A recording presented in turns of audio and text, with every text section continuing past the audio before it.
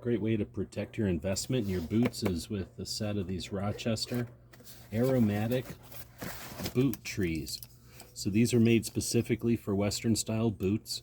These are a size men's large, so they run from like a 10 to a 12, and they're designed to be inserted into a boot when you're not wearing them, and they're going to keep the shape, they're going to prevent wrinkles, they're going to absorb moisture, and then because they're made out of cedar, they're also going to kind of prevent pests, moths, and that kind of thing in the closet.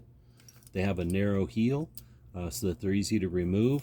Got a genius kind of pivot point here and a little rawhide strap in order to get them out. So they come in a pair, of course.